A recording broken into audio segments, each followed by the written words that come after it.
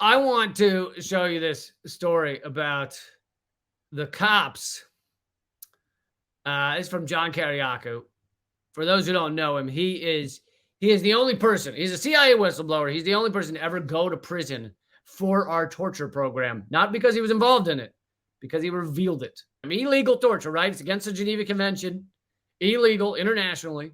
The only person to go to prison for it is John Carlough because he revealed it. Let that sink in your hat, which is not an expression. Let that sink in. Let that stick in your hat for a minute. Let that sink into your pipe and smoke it, you so-and-sos. Let that be the squeaky wheel who gets the horse. Huh? What was I don't even know what I was combining. Let that stick in your craw and let that sink in, which is not even an idiom. I mean, I guess it is. Does it count as an idiom if it's just like, no, literally, like, let it. Well, I guess it's not literally. It doesn't literally sink in. Let that sink in your hat and smoke it. You sink that in your hat, you smoke it. And I don't know why my idioms are getting angrier. You sink that in your hat, you smoke that. You hat smoking whore. John Carlough robbed by law enforcement. And by the way, I've covered this topic before. It's called civil asset forfeiture, but it's not talked about nearly enough. And anyway, here is John Carlough. He says, I watched an awful TV show about Customs and Border Protection, CBP. And on an episode the other day, an elderly Korean man arrived at JFK Airport in New York. Probably a big trip, right? You got to assume. Elderly Korean man coming to JFK. Who knows? Could be his first time in America, in the U.S. of A., the land of the free with the most prisoners in the world. And what happens when he arrives? For no apparent reason, he was pulled into a secondary search for a more comprehensive search by the Customs and Border Patrol. When the CBP officer went through the man's wallet, he found 4 cashier's checks dated years earlier that totaled $136,000. The man said that it's his life savings. He had been carrying it around for years and that he had forgotten the checks were on him. You know, I mean, I got to admit, that's not my life. I don't walk around with $136,000 in my wallet, but I could understand that being somebody's life savings. Like, they don't know where to keep that money as they travel and they want it to be safe. So people think, I'll keep it on me. I don't know. This is an interesting question. I'd love to hear where people, with all the inflation and everything, with all the money's just slowly evaporating. I mean, I've talked before about how it's meaningless to begin with, but if we're all going to pretend it has meaning, then it has meaning. If everybody walks around going, I'll give you a hand job for that $10 bill, then it has meaning. You know, beauty doesn't have any meaning. Nothing we do has meaning, right? Nothing has any meaning, except it's the meaning in our heads. Beauty has no meaning, right? But how much is that worth? Holy shit. Dude, if you are beautiful, and particularly if you're a really beautiful woman, because, let's be honest, that's how our world works to some degree. Not all the time. I don't want to feed into this garbage system. But if you're a really beautiful woman, you're just walking around in life, you're born on third base. Things are a little easier.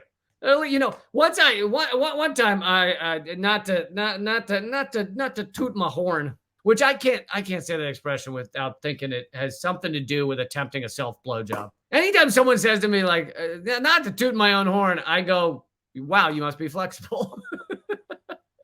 Is that not how we're supposed to respond to that? Hey, listen, not to toot my own horn. Well, you must be stretching. You must have quite a stretching routine. At one time, I was dating someone who was exceedingly attractive. I don't know what she saw in me. She said she wanted to change her flight tickets. She was flying somewhere.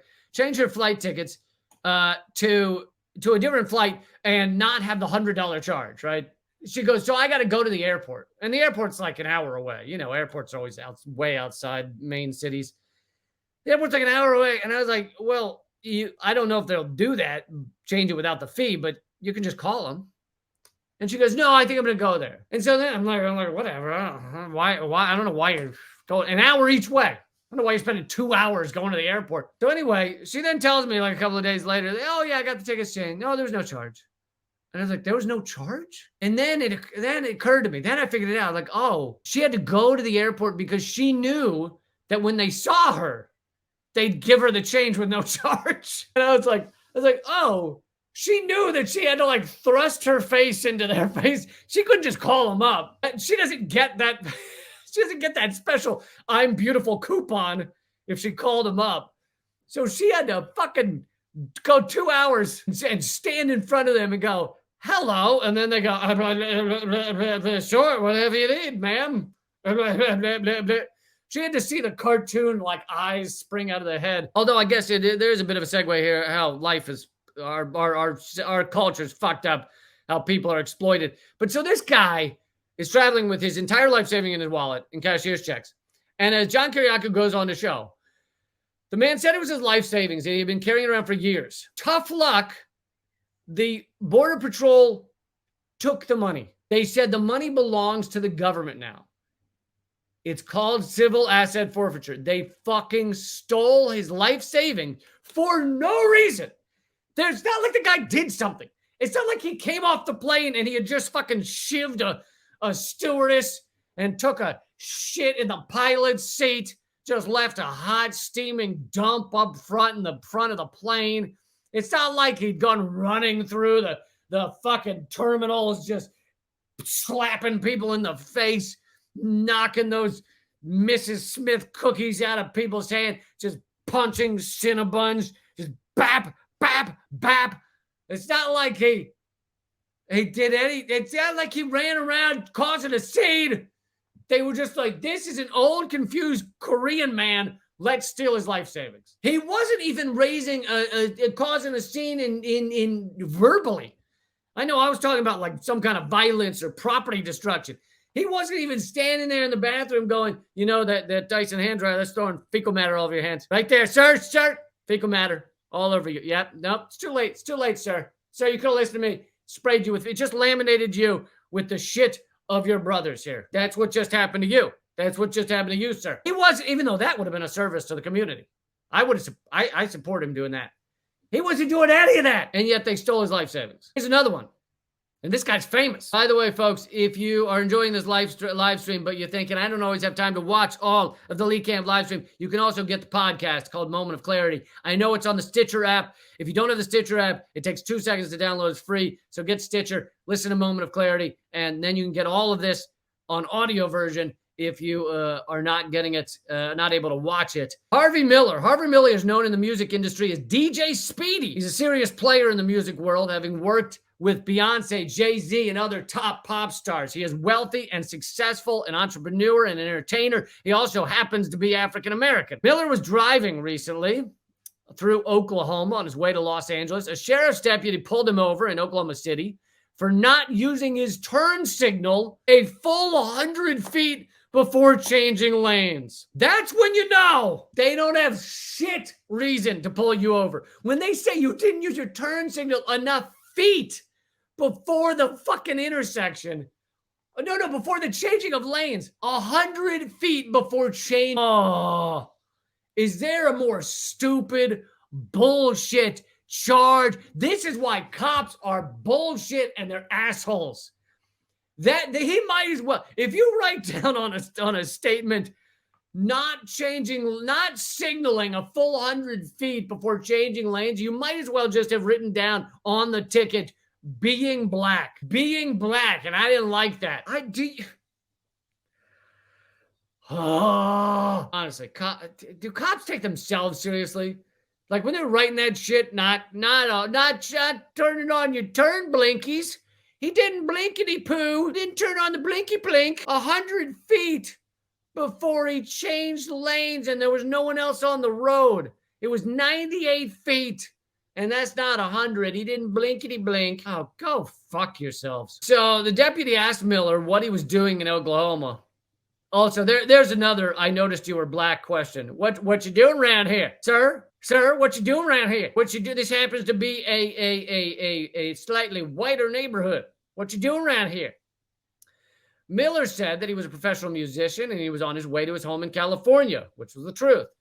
The deputy said that the story sounded suspicious, and he asked if he could search the car. You're driving. You signaled for your turn, not your turn, your change of lanes. You only signaled 96 feet before you did it. You didn't get in an accident. You weren't speeding. He wasn't even speeding. He didn't have a screw loose on the license plate. And then the guy says, "Why are you here?" And then the cop says, "That sounds suspicious." How fucking furious would you be? Miller had no criminal record. By the way, it shouldn't matter whether he has a criminal record. He should still be able to refuse. He says, "No, you can't search my vehicle. What warrants you to search my vehicle?" So the cop's not done. Then the cop gets annoyed, right? This is what cops do. They're on a power trip. They get annoyed that you said, "No, you can't search my vehicle," which you're in your right to do. You're in your rights to do. That pisses them off because they're upset that their power trip's not working, and they're upset because their penis is very small. They have a trick, and I had a friend. This happened to a friend of mine as well. They have a trick to get in your car even when they have no reason to search your car, and it's called calling the dogs in. They call the dogs, and they see if a dog, quote unquote, alerts. And you know, for one of these sniffing dogs that sniffs drugs or whatever, it usually means they sit down. So they call the dogs in, and they see if they sit down around your car, which, by the way, they can fake that. All they have to do is do a little hand signal telling the dog to sit down, and the dog sits down.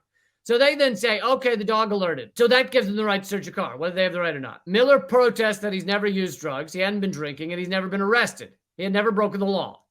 By the way, none of that should matter. Doesn't matter if you use drugs. They still shouldn't be allowed to search your car. You have a right to not allow them to, and it doesn't matter whether he's never used drugs. I mean, I like that they throw that in there, but shouldn't matter. The cops found no drugs, so they search the car, they find no drugs. They did, though, find $150,000 in cash, which they seized, claiming that the money, quote, smelled like marijuana. Are you fucking kidding me? Smelled like marijuana. Your money, even though we found no drugs, your money stinks a little, so we're stealing it. This is fucking insane. They also claim that of the $150,000, one $20 bill was fake, and they arrested Miller. Even if there was a fake $20 bill, which they were probably lying, but even if there was a fake $20 bill, when people pay you in cash, fake money's passed around all the time. Doesn't make it yours. I mean, that you created it doesn't mean you created it. So what? He was paid in a fake $20 bill out of $150,000. He was paid in a fake $20 bill. That doesn't mean he created it. That doesn't mean he's faking money. Not to mention, if you were faking money, would you have $150,000 of real money and one fake 20? Yeah, quite the criminal. He spent 12 hours in jail, and they let him go without charging him, meaning they didn't have anything. They let him go without charging him, but they still stole the money. And that, folks, is called civil asset forfeiture. And guess what? It accounts for more theft than actual street crime. The cops steal more money and property every year than street criminals. And I'm trying intentionally to use the term street criminals because when you say criminals, you can mean, guess what?